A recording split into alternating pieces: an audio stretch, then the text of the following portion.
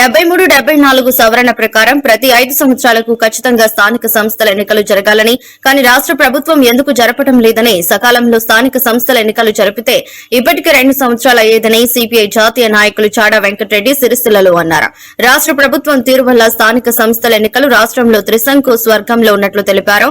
స్థానిక సంస్థల ఎన్నికల్లో సిపిఐ పార్టీ ఉన్న అన్ని చోట్ల వార్డు మెంబర్లుగా, ఎంపీటీసీలుగా, జడ్పీటీసీలుగా, సర్పంచులుగా పోటీ చేస్తామని ఈ సందర్భంగా తెలిపారు.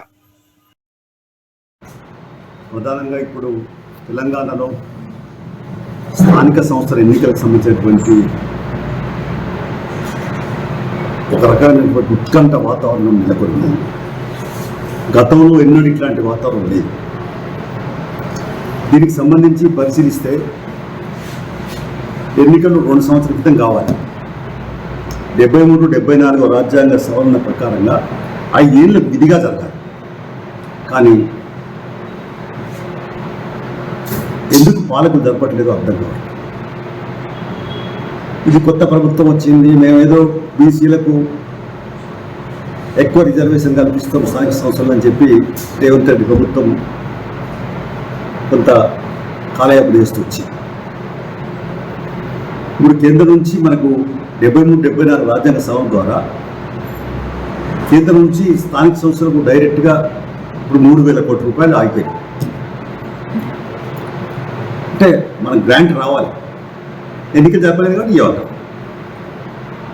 ఇప్పుడు ఇక్కడేమో కాంగ్రెస్ ప్రభుత్వం బీసీలకు మేము ఎక్కువ శాతం పెరిగింది అని చెప్పేసి 2024 బేసిక్గా ఈ కుల జనగణన చేపట్టి వాళ్ళు ఇప్పుడు 42% అసెంబ్లీ తీర్మానం చేసి రాష్ట్రపతికి పంపించారు. చట్ట సవరణ చేయండి. రాష్ట్రపతి పెండింగ్లు పెట్టుకున్నారు. ఎందుకు పెండింగ్లు పెట్టుకున్నట్టు అంటే కేంద్రంలో ఉండేటువంటి బీజేపీ ప్రభుత్వం ఏం చేస్తున్నట్టు. ఇక్కడ బండి సంజయ్ బీసీలకు 40% ఉండాల్సిందే జనాభా ప్రకారం అంటారు. అలాగే బీజేపీ రాష్ట్ర అధ్యక్షుడు రామచంద్రరావు అదే అంటారు. మరి ఎక్కడ ఆగుతుంది? బీజేపీకి చిత్తశుద్ధి ఉంటే ఎందుకు తేల్చలేదు, ఎందుకు పెండింగ్ పెట్టుకున్నారు మీరు? అయితే బిల్లు కరెక్ట్ లేదని కారణాలతో వాపసు అనుకోవాలి, లేకుంటే అమలు చేయాలి, పెండింగ్లు పెడతారు. ఇక్కడ అసెంబ్లీ తీర్మానం చేసి బిల్లు పాస్ చేసి గవర్నర్ పంపారు, గవర్నర్ కూడా పెండింగ్లు పెట్టారు. అంటే ఇప్పుడు బీజేపీ అనేది నాటకాలు ఆడుతుంది. ఏమనంటే నరేంద్ర మోడీ బీసీ వాళ్ళ ఛాయ వాళ్ళన్నాడు, అధికారులకు వచ్చిన తర్వాత బీసీలకు చేసిన ఒక్క పైసా మెరుగులు ఖచ్చితమైన వైఖరి తీసుకొని కేంద్రపై ఒత్తిడి తెచ్చడానికి రేవంత్ రెడ్డి గారు ఆల్ పార్టీ డెలిగేషన్ తీసుకెళ్తే మంచిదని చెప్పి నేను అభిప్రాయం.